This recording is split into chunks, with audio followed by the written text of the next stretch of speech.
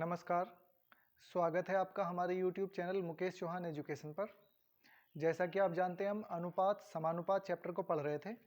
आइए इसी क्रम को आगे बढ़ाते हुए कुछ और कॉन्सेप्ट, कुछ और प्रश्नों को समझने का प्रयास करते हैं। देखते हैं पहला प्रश्न।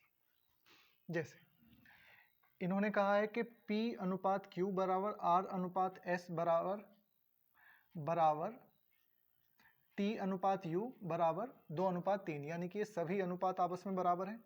इसका मतलब आप समझेंगे कि P जो है वो R, T और 2 ये सब आपस में बराबर है। ठीक है। उसी तरीके से Q, S, U और 3 ये सब आपस में एक जैसे हैं। तो देखो सॉल्व करते हैं। MP प्लस N, तो R किसके जैसा है? P के जैसा, तो इसकी जगह P रख सकते हैं, प्लस O। T किसके जैसा है? T भी P के जैसा है। ठीक है। अनुपात MQ प्लस N और S देखो किसके जैसा है? Q के जैसा, प्लस OQ। ठीक है। यहाँ से P कॉमन आएगा देखो, तो M plus N plus O अनुपात, यहाँ से Q कॉमन आएगा, M plus N plus O, M plus N plus O cut गया आपस में, तो बचा क्या? P अनुपात Q। और P अनुपात Q आपको किसके बराबर बता रखा है? 2 अनुपात 3 के, तो इसका आंसर आ जाएगा 2 अनुपात 3। ठीक है, समझ गए होंगे। देखो इसी के जैसा कुछ कुछ दूसरा सवाल भी है।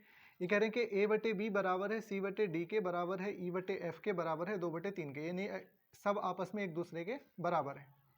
तो यहाँ से देखो हमने लिखा 2 A²। अब आपको पता है C किसके जैसा है? A के जैसा, तो C² की जगह A² भी तो लिख सकते हैं, प्लस इसी तरीके से D² भी किसके जैसा है? A² जैसा, तो हम इसकी जगह A² लिख सकते हैं, बटे ये है 2B² माइनस 3। D किसके जैसा है? B के जैसा है, तो यहाँ पे हम B² लिख सकते हैं, प्लस 4B²। देखो यहाँ से ऊपर से कॉमन आ सकता है A², अंदर बचेगा 2 माइनस 3 प्लस 4। ठीक है, बटे में बचेगा B² कॉमन आ गया, तो 2 माइनस 3 प्लस 4, ये तो कट गया आपस में, और बचा क्या? A² बटे B²। A का मान कितना है? 2, तो 2 का स्क्वायर हो जाएगा ये, और B का मान कितना है? 3, तो ये 3 का स्क्वायर हो जाएगा। तो 2 दूनी 4 और 3 तिया 9, तो हमारे पास आंसर आ जाएगा 4/9 या 4 अनुपात 9। ठीक है, समझ गए होगे। तो देखो इसी के जैसा एक और सवाल आपके स्क्रीन पर फ्लैश हो रहा है, आप वीडियो को पॉज करेंगे और इस सवाल को करने का प्रयास करेंगे। मुझे उम्मीद है कि आप ये कॉन्सेप्ट अच्छे से सीख गए होंगे। चलो एक और कॉन्सेप्ट को सीखने का प्रयास करते हैं। देखो ये है A अनुपात B प्लस C बराबर इन्होंने बताया है 5 अनुपात 7। ठीक है, अच्छा B अनुपात C प्लस A ये इन्होंने बताया है 7 अनुपात 9। तो हमसे पूछा है C अनुपात A प्लस B बराबर क्या होगा। ठीक है, चलो यहाँ से देखो आप एक चीज़ देख रहे हो कि इस पहले अनुपात में A है, B है और C है, दूसरे भी अनुपात में V है, C है और A है, यानी कि ABC यहाँ भी है और ABC यहाँ भी है। अगर मैं आपसे पूछने लगूं कि A के पास कितनी यूनिट है, तो आप कहोगे 5 यूनिट, और B और C के पास कितनी यूनिट है, तो 7 यूनिट। अगर मैंने आपसे पूछा कि तीनों को मिला के पहले अनुपात में कितनी यूनिट बन रही हैं, तो 7 5 12 यूनिट। ठीक है, इसी तरीके से B के पास 7 यूनिट है और C और A के पास 9 यूनिट है। अगर मैं तीनों को एक साथ बूझूं तो 9 और 7 इनके पास 16 यूनिट बनेंगी, है ना। यहाँ भी ABC है और यहाँ भी ABC है, तो भाई यहाँ तो आ रहे हैं 12 यूनिट और यहाँ तो आ रहे हैं 16 यूनिट, लेकिन ये तो आपस में बराबर होने चाहिए क्योंकि ये भी ABC है, ये भी ABC है। ठीक है, तो इन्हें हम बराबर कर लेते हैं। देखो 16 की गुणा करो 3 से तो कितने यूनिट हो गई 48, और 12 की गुणा करो 4 से तो कितनी यूनिट हो गई 48, तो 48 48 सेम हो जाएंगी। ठीक है, चलो तो 4 की गुणा करी है ना हमने सेम करने के लिए, तो इस अनुपात में 4 की गुणा कर दिए, गुणा 4। तो देखो ये क्या बनेगा, A अनुपात B प्लस C बनेगा हमारे पास। 4 की गुणा करो, 4 5 चौक 20 और 7 चौक 28, यानी कि A के पास कितनी यूनिट है 20 और B और C के पास कितनी यूनिट है 28। इसी तरीके से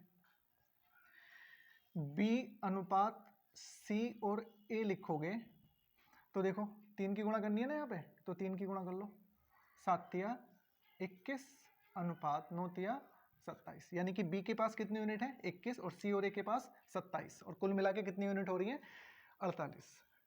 समझ रहे हो? ठीक, चलो A के पास कितनी यूनिट बनी है तुम्हारे पास बोलो 20, B के पास कितनी यूनिट बनी है बोलो 21। अच्छा 21 और 20 मिला के होगी 41, तो बची कुछ ही C के पास होंगी, तो टोटल तो 48 है, 41 तो यहाँ होगी, तो बची कितनी 7 के पास यूनिट बची है 7। हमसे पूछा गया है कि C का अनुपात बनाना है A और B के साथ, तो देखो C के पास कितनी यूनिट है 7 अनुपात A और B के पास कितनी यूनिट है 20 और 21, यानी कि 20 और 21। सही है भाई? देखो A के पास 20 है और B के पास 21 है, तो करो 7 अनुपात 20 और 21 कितना हो गया 41। ठीक है, अब कटेगा तो है नहीं, तो हमारे पास क्या आंसर आ जाएगा 7 अनुपात 41, ये आंसर हो गया होगा। ठीक है, ऑप्शन डी। तो समझ में आ गया होगा। चलो इसी के जैसा एक और सवाल आपकी स्क्रीन पर फ्लैश हो रहा है, इसे पॉज करो और खुद से करने का प्रयास करो। अगर ये सवाल आपसे ना हो तो कमेंट बॉक्स में ही मुझसे पूछ लेंगे, ठीक है, मैं अगली वीडियो में इसे समझा दूंगा। चलो, तो ये 2 कॉन्सेप्ट सिखा दिए मैंने अभी आपको। चलो एक और कॉन्सेप्ट सीखते हैं हम। ये कॉन्सेप्ट नहीं है, मिसलिनियस टाइप क्वेश्चन है। X y plus y z plus z x बराबर है, सॉरी प्लस नहीं है, ये अनुपात है, अनुपात है 3 अनुपात 4 अनुपात 5। ठीक है, तो पूछा है हमसे एक्स स्क्वायर अनुपात वाई स्क्वायर अनुपात जेड स्क्वायर बराबर क्या होगा। ठीक है, चलो ध्यान से समझो। X y y z z x बराबर है 3 अनुपात 4 अनुपात 5। आपको पता है कि हम अनुपात को किसी भी संख्या से गुणा और किसी भी संख्या से भाग कर सकते हैं। तो देखो मैं गुणा करने वाला हूँ 1/x वाई जेड से। जब x वाई बटे एक्स वाई जेड करोगे अनुपात, वाई जेड बटे एक्स वाई जेड करोगे अनुपात, जेड एक्स बटे एक्स वाई जेड करोगे तो क्या होगा। देखो ये तो अपना 3 अनुपात 4 अनुपात 5 चल ही रहा है। देखो क्या कटेगा, एक्स वाई से एक्स वाई कटेंगे, वाई जेड से वाई जेड कटेंगे, जेड एक्स से जेड एक्स कटेंगे। यहाँ से क्या बचा 1/जेड अनुपात 1/वाई अनुपात 1/, सॉरी ये क्या बचा है 1/x बचा है, और ये बचा है 1/y। ये किसके बराबर है 3 अनुपात 4 अनुपात 5 के।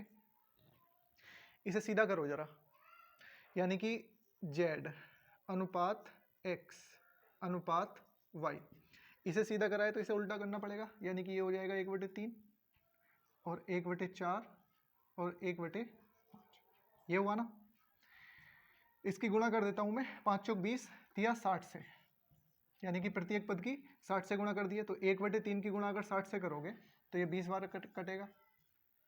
1/4 की गुणा अगर 60 से करोगे तो ये 15 बार कटेगा। 1/5 की गुणा अगर 60 से करोगे तो 12 बार कटेगा। तो देखो z कितना है 20, x कितना है 15 और y कितना है 12। अगर मुझे इनके स्क्वायर का मान निकालना हो तो x स्क्वायर का अनुपात बनाओ। देखो x का मान आपके पास कितना आया है 15, तो 15 का स्क्वायर कितना हो जाएगा 200, 25 अनुपात। अब y का स्क्वायर लिखना है। y के पास कितने यूनिट है?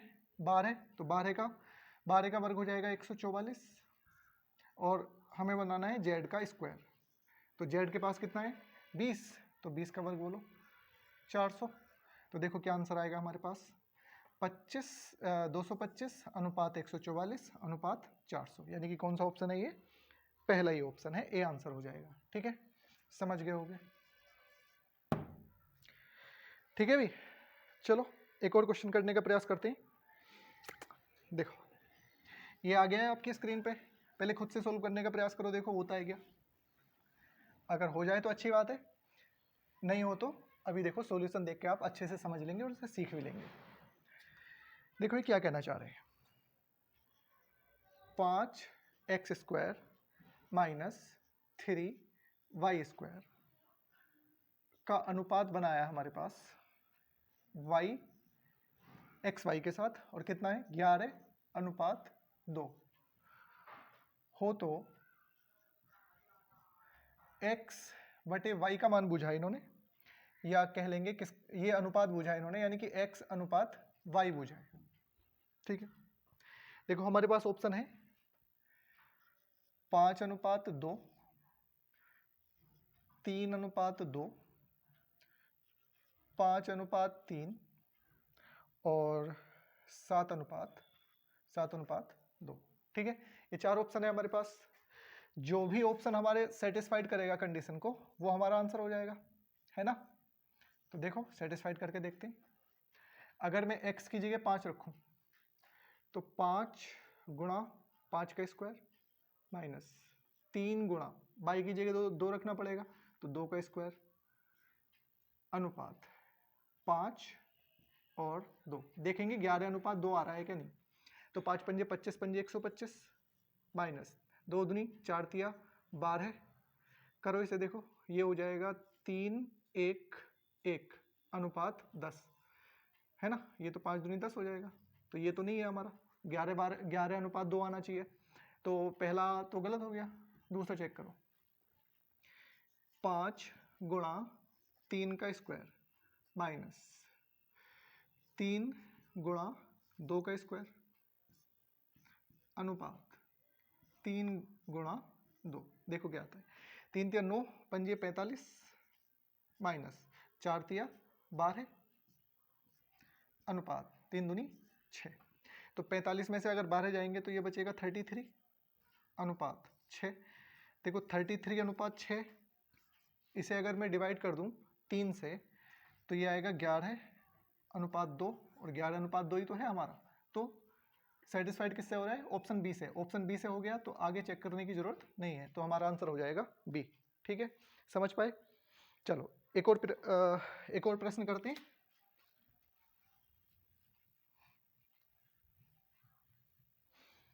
स्क्रीन पर तो आ गया आपकी, चलो पहले खुद से करो फिर सॉल्यूशन देखना। ये कह रहे हैं कि x की क्यूब माइनस y की क्यूब अनुपात x square plus xy plus y square अनुपात है 5 अनुपात 1, और ये है x square minus y square, इसके साथ अनुपात है x माइनस वाई का, और ये कितना है? ये है 7 अनुपात 1। ठीक है, तो हमसे पूछा है कि 2x अनुपात 3y, यानी कि पूछा गया है हमसे, चलो अभी देख लेंगे क्या पूछा गया है। 2x अनुपात 3y पूछा गया है। सबसे पहला तो हमारा यही काम है कि हम यहाँ से x और y का मान निकाल लें। देखो इसका सॉल्यूशन एक तरीके से और हो सकता है, जो हमारे ऑप्शन दे रखे हैं उनसे सेटिस्फाइड कर लो, जो भी सेटिस्फाइड हो जाए वो हमारा आंसर हो जाएगा। या फिर चूंकि ये मुझे आसान फॉर्मूले दिख रहे हैं तो मैं पहले फॉर्मूले को खोलने का प्रयास करता हूँ। देखो x माइनस वाई अनुपात एक्स स्क्वायर, सॉरी अनुपात नहीं, x की क्यूब माइनस वाई की क्यूब का फॉर्मूला खोल रहा हूँ मैं यहाँ पे, प्लस xy और प्लस वाई स्क्वायर, यही तो खुलता है। और बटे ये है देखो x square plus x y plus y square, ये फॉर्मूला। और ये है 5/1 के बराबर। देखो ये तो कटेगा, आपके पास x माइनस वाई की वैल्यू आई कितने यूनिट, 5 यूनिट। पहली कंडीशन हो गई। दूसरे को खोलते हैं फॉर्मूले को। देखो इसका फॉर्मूला क्या खुलेगा, ये है x माइनस वाई और x प्लस वाई बटे में x माइनस वाई है और बराबर है हमारे पास 7:1। ये कट गया देखो, तो यहाँ से क्या बनेगा x प्लस वाई। तो x प्लस वाई का मान कितना आया 7। x माइनस वाई 5 है और x प्लस वाई 7 है। तो यहाँ से x की वैल्यू देखो, अगर x की वैल्यू चाहिए तो 5 और 7 12 को जोड़ के आधा करोगे यानी कि 6, और y की वैल्यू चाहिए तो 5 और 7 का अंतर देखोगे 2 और उसको आधा करोगे तो आएगा 1, यानी कि हमारे पास x और y की वैल्यू आ गई है 6 यूनिट और 1 यूनिट। हमसे पूछा गया है कि 2x अनुपात 3y का मान क्या होगा, तो 2x अनुपात 3y का मान क्या होगा। तो देखो 2x की वैल्यू 6 अनुपात 3, y की वैल्यू 1, तो करो 6 दूनी 12, यही से काट लो, 3 दूनी 6 और 2 दूनी 4 हो गया है, तो 4:1 ये हमारा आंसर हो जाएगा। ठीक है भाई, ठीक है। तो ये थे इस चैप्टर के कुछ और प्रश्न। आशा करता हूँ अच्छे से आपके समझ में आए होंगे और ये प्रश्न अच्छे भी लगे होंगे, इनका सॉल्यूशन आपको अच्छा लगा होगा। ठीक है, तो चलो मिलते हैं अगली वीडियो में, तब तक के लिए जय हिंद।